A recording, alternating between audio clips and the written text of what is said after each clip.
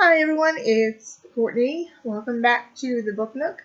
Um, Before I actually kind of go more into what I was talking about with my young adult teen fiction books, um, I guess this is pretty much kind of like a little, just like a little mix and match grab bag of books that kind of don't fit into either of those groupings or just the way I guess the way I just have them arranged on my shelves in my room. Um, so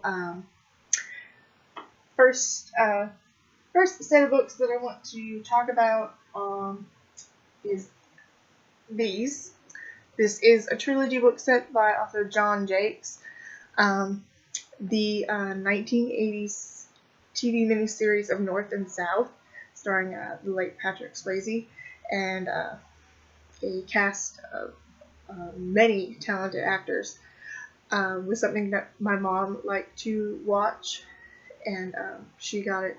She got the entire miniseries on VHS cassettes a long time ago, and I'd sit down and I'd watch it. And since it talked about before the Civil War and during the Civil War and after the Civil War, it was something that my dad liked to watch too. So I could watch it with my mom or my dad, and of course I kind of like the elements my mom liked more, like the romance and the characters, and my dad liked the the battles and stuff. So and of course it was based on these books by John Jakes, and they are three books. First there is North and South, which takes place setting before the Civil War, and North and South is about two families: the Northern Hazard family, who run an ironworks, and George Hazard is the main character from the Hazard family that we focus on, but we also focus on his sister Virgilia, who is an abolitionist, his older brother Stanley, and his younger brother Billy. And from the South, we have the Maine family, and the main character that we talk about from that family is Ori Maine, who is the oldest son, and he has two younger sisters, Ashton and Brett, and a cousin named Charles. And so Ori and George meet at West Point, and they become friends. And Ori's interested more in trying to move away from slavery that his family does use, and is more open to the ideas of like the northern point of view. And he and George become friends, and of course when the United States goes to war, the Civil War, they become, divided between the North and the South. And their friendships get tested, with slavery and different aspects of the family. And also involved in the story is a woman named Madeline Fabre, who meets Ori, and he falls in love with her. And of course she's married to another man named Justin Lamont. And so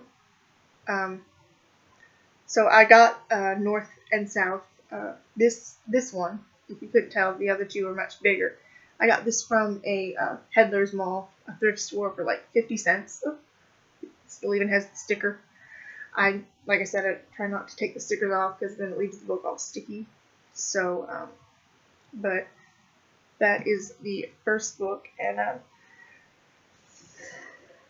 the first part of the miniseries, which I know the miniseries like backwards and forwards, so because I've watched 15,000 times. But it is divided into three books as well, and the next one part 2 of it is, of course, Love and War, set during the Civil War. And if you didn't notice, this edition's a little bit bigger than the paperback one I found. But I actually got it at Borders. Oh, I'm sad that they don't have Borders anymore. I used to get a lot of books from Borders. But so of course it's set during the Civil War, but it's still about the Hazards and the Mains. Of course, George's brother Billy and Ori's sister Brett are wanting to get married during this time, and they are. I think they did get married right before the war started, but of course, so they have that, and then of course George and Ori having to fight on different sides of the war. It also takes a look at Ori's sister Ashton. She is married to a man named James Huntoon, who's big into politics and tries to get in with Jefferson Davis, the leader of the Confederacy. And she ends up, I think, running into a man named Elkanah Bent, who was a commanding officer of both George and Ori's at West Point, and they ended up getting him expelled. So he tries to make his way as, running a blockade and trying to get revenge on both the Mains and the Hazards. So this is a very thick book. So it also, has a lot of stuff about the war and politics during the Civil War, and there's an afterword in the book, and so it is a very long book, including the afterword. It is exactly 1,087 pages. So it's a pretty big, thick book. So if you are, if you like reading big books, this is definitely something for you to read. Of course, watching the miniseries first before reading the books, I kind of want to skim through parts of it. So, but still, it's a very big epic. So it's like, I guess if you could take Gone with the Wind, which is kind of almost also the same. It's set a little bit before the beginning of the war, during the Civil War, and then after it. Try taking that and making it into a much bigger book. So, and of course, I got the last book of the trilogy at Borders as well. It is Heaven and Hell, and it's the conclusion of the trilogy, and it's set after the Civil War. So the family still have struggles to take part in. And of course, it always centers on the Mains and the Hazards.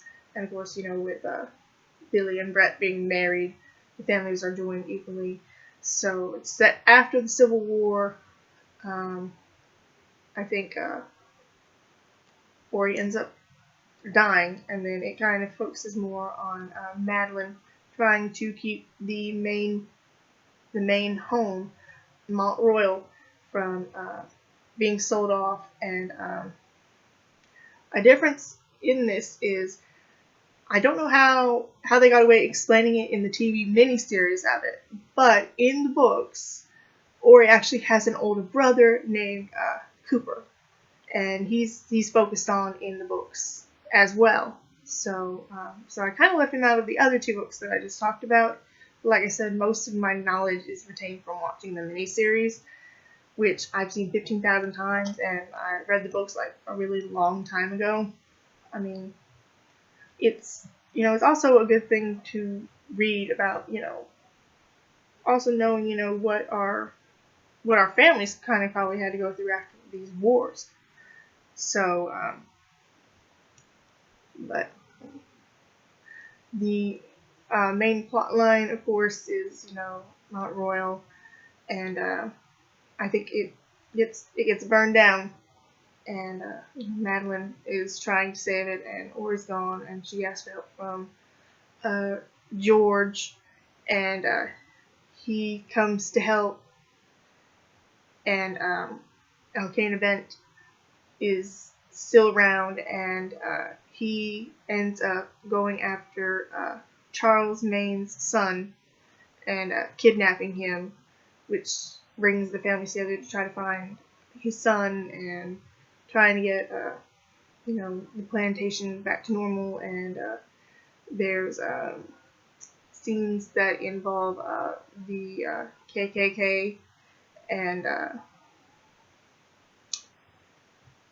the slaves of Mount Royal after being emancipated and free, and some of them staying on. And it's still an interesting read, but it's just like with movies and cartoons and stuff they talk about, this is like stuff that's like products of their time, so might be hard to read for maybe today's audiences, but it's very informative, and of course it's a big long saga about two families and their generations going through it, and we all have certain backgrounds in this country of where we came from, and the people who didn't like slavery and the people who were just used to having it, and then of course the slaves themselves, and it's it's just part of our culture, it's part of our heritage, it's part of our past, and so it's a pretty interesting read, and of course it's also a very long book. Not as long as Love and War, which I think it's very long. I think it's that long because it takes place during the Civil War, and it takes place during like the entire battle of the war, and so this is like 780 pages.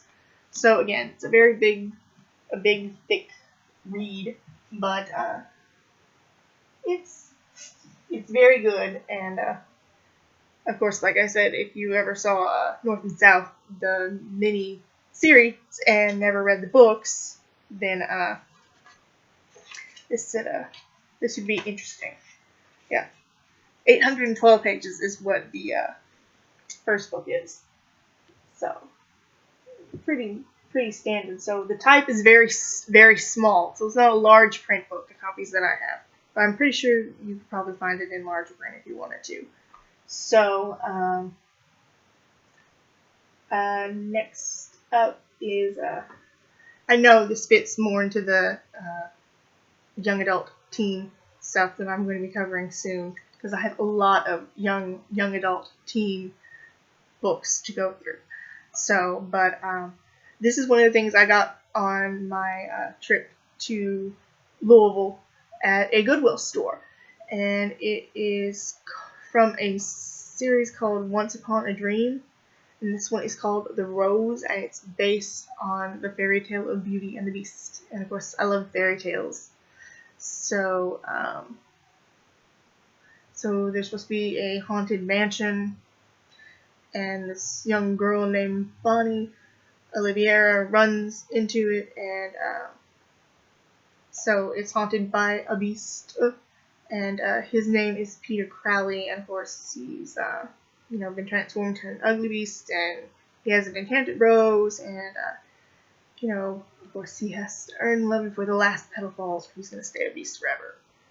And so of course I saw this, and I like fairy tales, I like romance, and that's exactly what it is. It is a scholastic fiction romance. It has a little heart there on the side, like all the teen books that I mostly have from like the 90s, were the thriller ones, like the point horrors and stuff. So they have like on the side thriller and like blood dripping, and this one's romance and has a heart on the side, which is something that I never really saw much of it. it says there's another one called At Midnight, which is based on Cinderella, but I haven't seen that. I might try looking for it, but so I just saw it and I had to have it. And actually, there were like 3 or 4 copies of this one book at the Goodwill store that I was at. So I guess it must have been really popular. I don't ever remember seeing this, but so I'm interested in reading it. So, so I'm not exactly all poor. Kind of going back into my fantasy books that I was talking about. I saw the movie adaptation of this first, but I always kind of wanted to have the book. But it's Stardust by Neil Gaiman. So a young man named Tristan, in the movie it's Tristan, I guess to make it much easier for people to pronounce, says that he will go and bring back a fallen star to this young woman that he loves named Victoria. And he crosses a wall and it divides it from his, English country home to to a magical world where it's populated, by there's witches and fantastical things. And when he goes to get the star, he finds a young woman named Elaine, and she actually is the star that fell from the sky, and she's being sought by these witches to cut out her heart so that they can get back, eternal beauty and eternal life for a little bit of time. It doesn't last forever, so.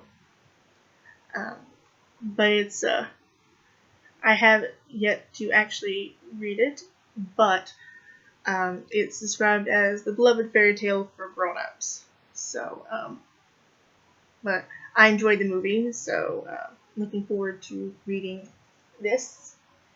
Another fantasy book. I'm just going through this weird little hodgepodge pile of mine. Another book that I purchased because I saw the movie, which is from my childhood and is one of the most beautiful animated movies that I've ever seen, is The Last Unicorn. So I have The Last Unicorn by Peter S. Beagle. So a unicorn fears that she is the last of her kind, so she goes on search for other unicorns, and she runs into a magician named Schmendrick and a woman named Molly Grew, and they go off to try to find the kingdom of King Haggard, who is said to have captured all of the unicorns. And he has a son named Lear, and what happens in the book is the last unicorn ends up getting turned into a woman, and they call her the Lady Amalthea, and Prince Lear ends up falling in love with the unicorn while she's human, and it's, the animated movie is gorgeous. And fun fact is that Christopher Lee, the late Christopher Lee, who did the voice of King Haggard in the animated movie, came to the recording studio with his own copy of The Last Unicorn and told them that there were certain scenes in it that they had to have in the movie. And and there were long talks of having a live action adaptation of The Last Unicorn that fell through, and of course they were going to have Christopher Lee reprise his role as King Haggard, but ultimately that didn't happen and he ended up passing away. But he enjoyed this book and he brought it to the recording studio and said, "You have to have these scenes, and these are essential to have." And I guess if Christopher Lee tells you need to have scenes in your animated movie from this book, then you have to have them. So, The Last Unicorn by Peter S. Beagle. So, you can tell I like a lot of fantasy books. But I have a lot of different tastes. And if I see like made-for-TV movies or something that are based on books and they look really engaging and I enjoy the movie, then I want to go find the source material for a book. So it's probably the only thing of actual like Christian fiction that I actually have in my collection, and it is Love Comes Softly by JanetteOke, and it was turned into a TV movie with Katherine Heigl and Dale Midkiff. They show it on like the Hallmark Channel all the time, and so it's the first in a book series. There are others. I don't think it mentions. Oh, yes, it does. It mentions all of the other books that are supposed to be in there. There's 1, 2, 3, 4, 5, 6, 7, 8. There are 8 books in this series. Love Comes Softly, Love's Enduring Promise, Love's Long Journey, Love's Abiding Joy, Love's Unending Legacy, Love's Unfolding Dream, Love Takes Wing, and Love Finds a Home. And all of them were turned into made-for-TV movies for the Hallmark Channel. So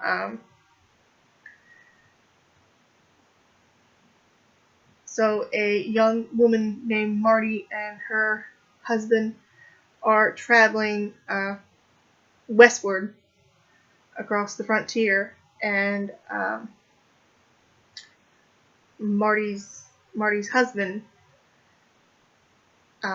ends up dying, and so she's all alone in this new place, and an older man named Clark Davis gives Marty an offer saying that he will marry her to give her, her shelter and a place to live, if she will help him raise his daughter Missy, that he has from his first marriage, and his first wife is dead. So Marty agrees to marry Clark and kind of be his wife, and her and Missy kind of butt heads at the beginning, and of course, she says that he says that if it doesn't work out, she can go back home after about a year, and so it's just a lovely story about finding love in the most desperate of times and places, and so it's a really beautiful movie, and very inspirational, and of course it goes into a lot more books, but very excited to read this. Like I said, most books that I have not read them yet, because I read them very fast, and I don't want to get bored with them, because there's some books I can read 15,000 times, and some books that I read every once in a while. So, but it's another book that I have in my collection.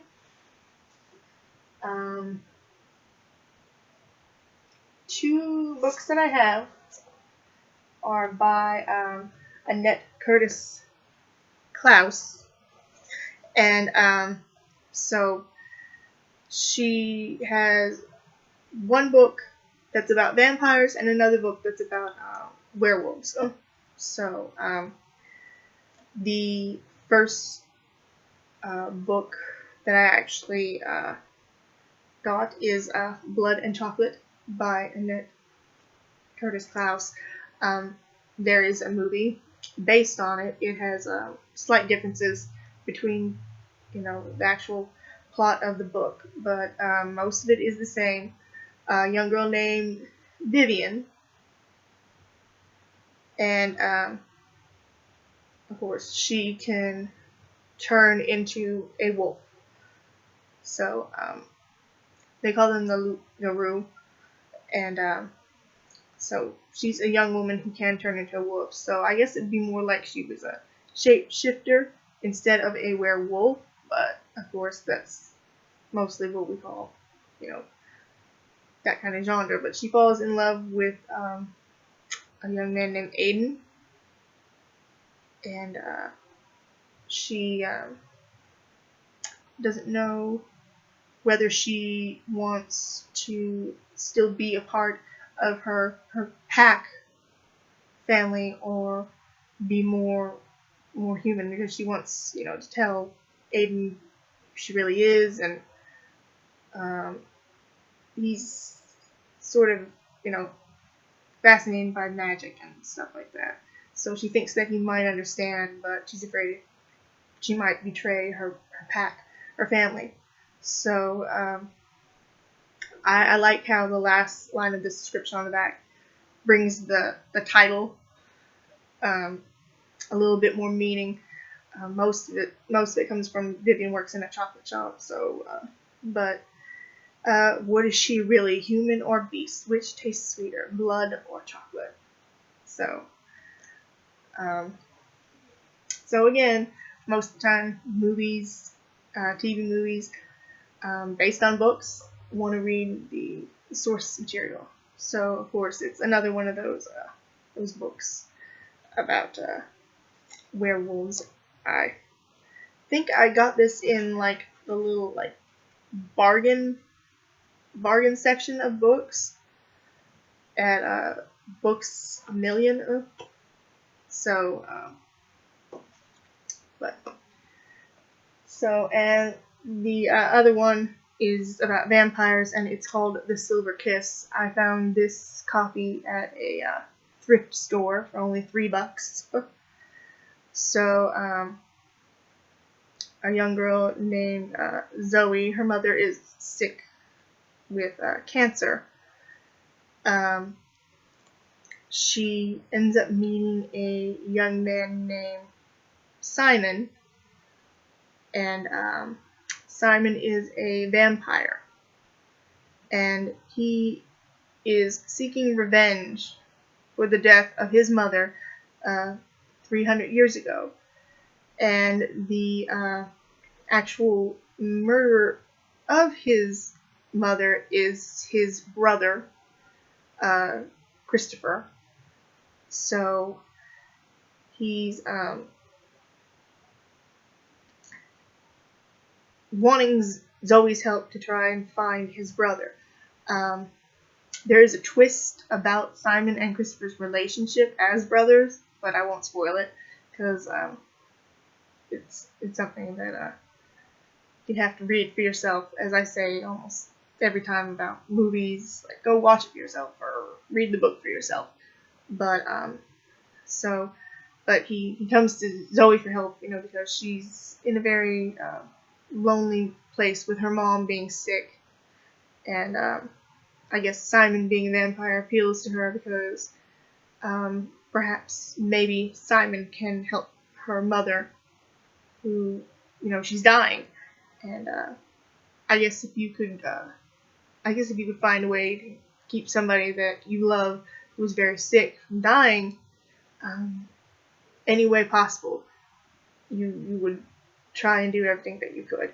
So, but of course, so it's kind of like, I guess what you think Twilight could be, girl meets vampire, but it has a really kind of bittersweet ending to it. So I won't spoil it. So, but it's interesting. So I was going through the thrift store one day, and I saw this book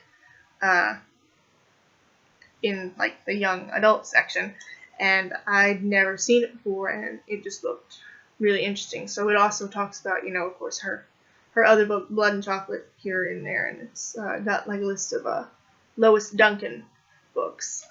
Don't worry, we'll get to Lois Duncan eventually. So, but so those are my 2 books by Annette Curtis Klaus. These next 3 books are, of course, books that I decided to pick up from the same section where I got the rest of my Sleeping Beauty trilogy at the time books by Anne Rice, and they were also kind of in the section when like 50 Shades of Grey started to first come out. But these 3 books are all by the same author, Cathy Yardley, and they are, of course, erotic fiction kind of books. But the reason I have these 3 is because they are based on fairy tales. It even says on the back of 2 of these that Cathy Yardley has always been entranced by fairy tales and now spends her time giving them her extra special touch. So, she takes these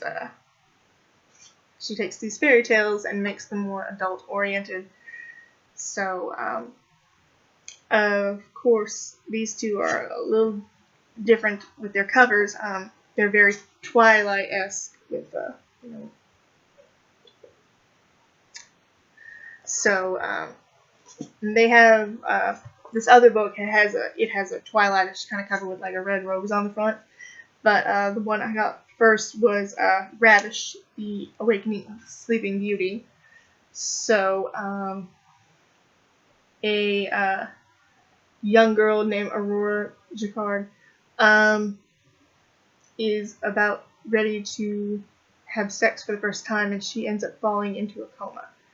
So, a doctor named Jacob White, who's a neurologist, is called by her family to try and, bring her out of the coma, and she begins invading his dreams at night. So, of course, it's based on Sleeping Beauty. It's my favorite fairy tale. So, I read this first, and it has a unique twist to the Sleeping Beauty, tale, and it involves, I guess you would call it like voodoo, but it goes a lot into like Haitian culture of their gods and people who practice voodoo, and it's very interesting. It's a very interesting read and a very interesting take on the tale. I have not read the one called Enslaved, which is Beauty Tames the Beast. So it's based on Beauty and the Beast. It's the one that I have not read. But a young girl named Nadia has a father who is a criminal, and he has many enemies. So he makes a bargain with a man named Dominic. So he has a lot of inner demons, and he begins to fall in love with Nadia, and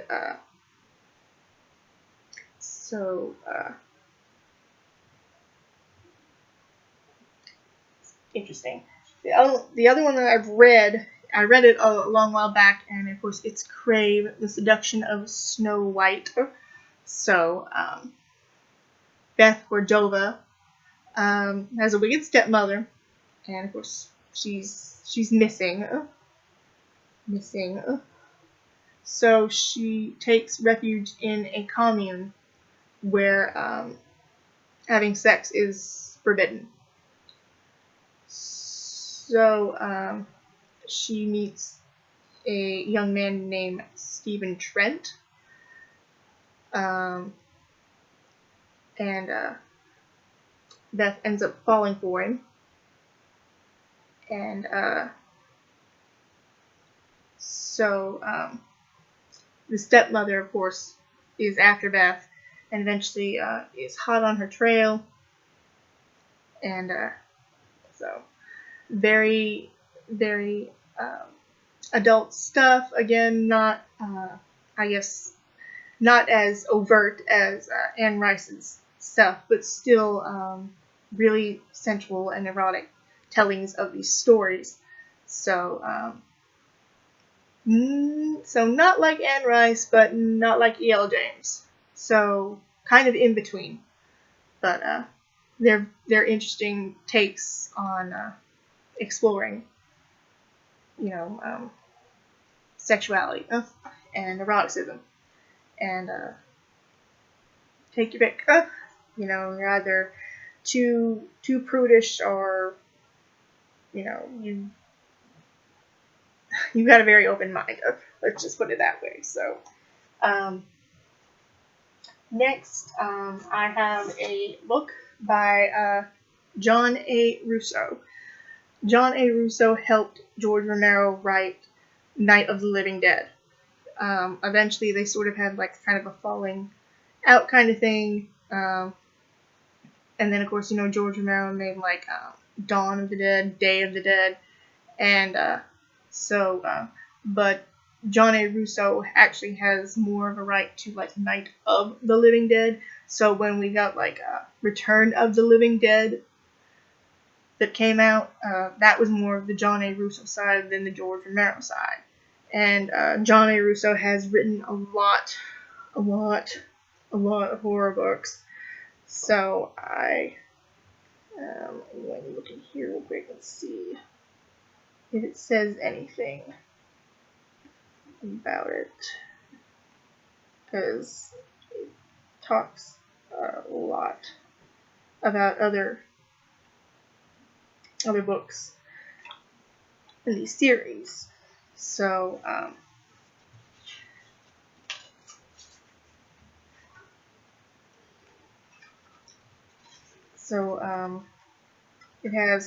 it talks about Deadly Plaza, or Dealey Plaza, by John A. Russo, The Academy, of course, Night of the Living Dead, and Living Things, written by John A. Russo.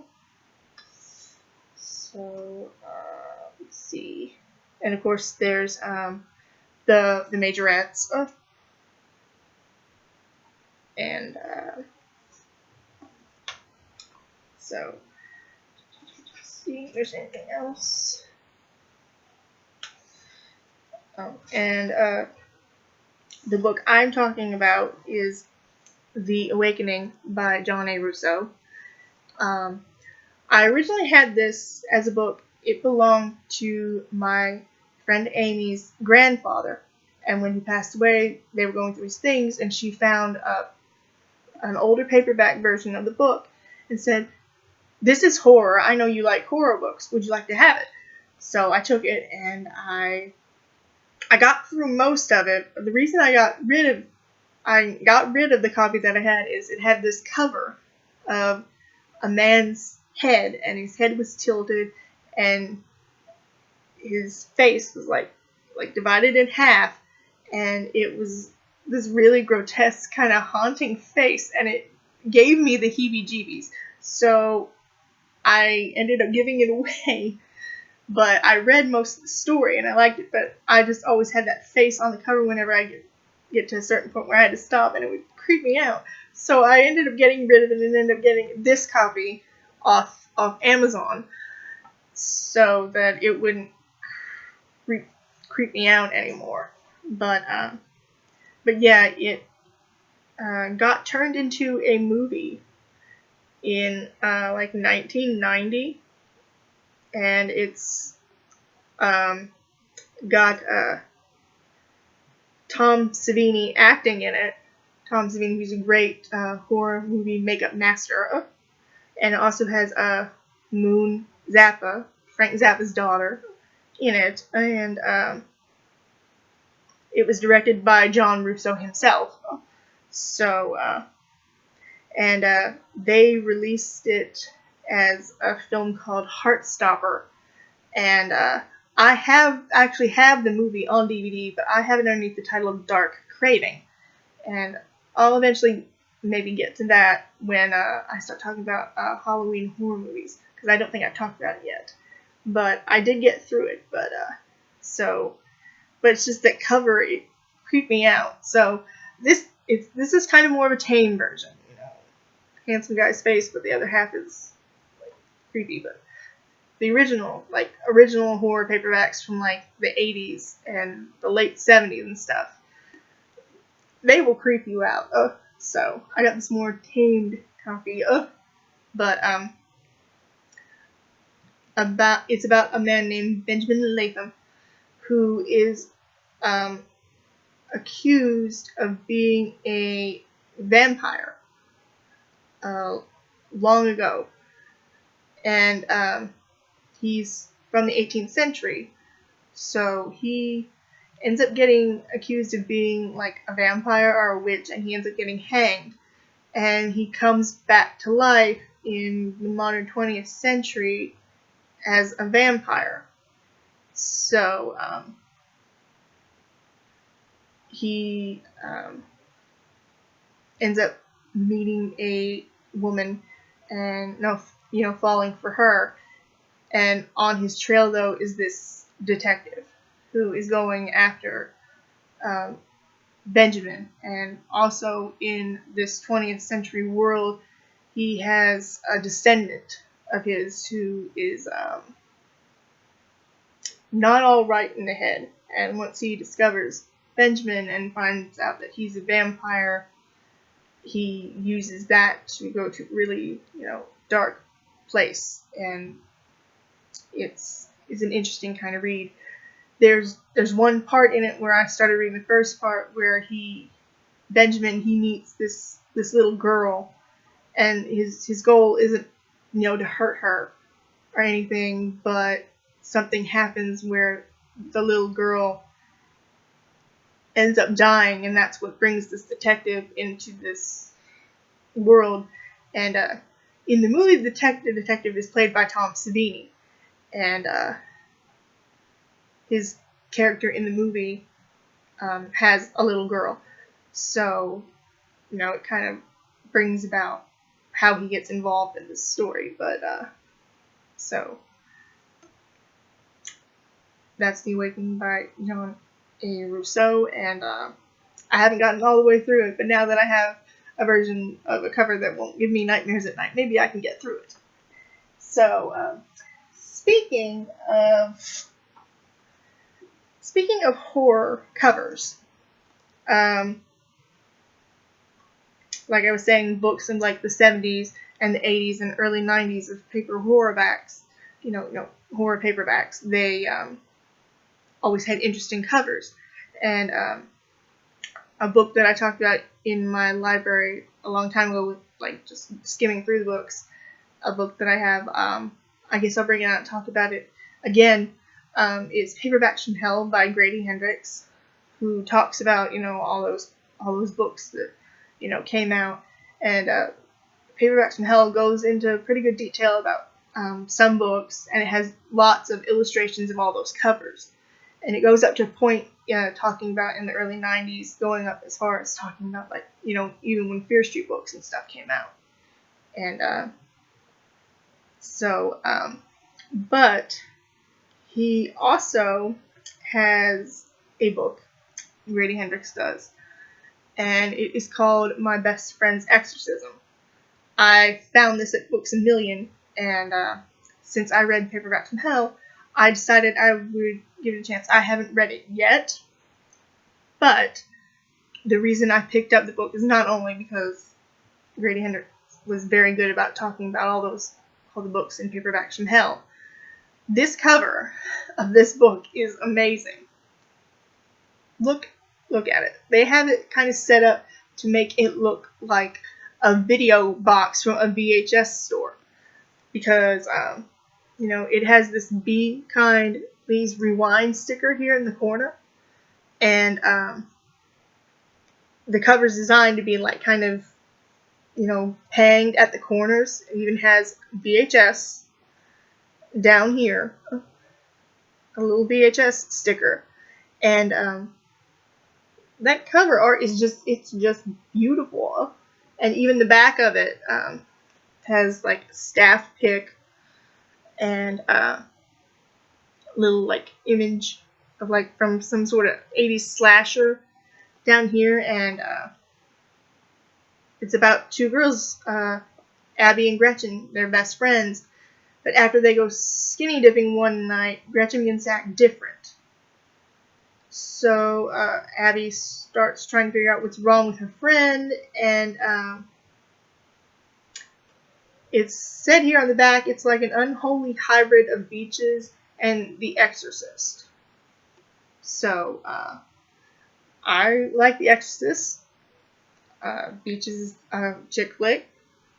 So it sounds kind of interesting, and I mean, really, wow, when I just saw the cover art of this book and how they made it look like it's supposed to be like this 1980s VHS tape, I mean, it's kind of very reminiscent to how these new Fear Street books, the Return to Fear Street books by R.L. Stine, are going back to the old pulpy artwork they had when they had the original run in the early 90s, because the relaunch before that just kind of had more like, kind of modern book art, but now it's back to being like all pulpy and campy, and something like a horror movie poster or a VHS video box. I mean, look at it. This is just brilliant.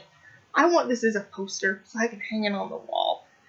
But when you read something like that, I mean, is their friendship powerful enough to beat the devil?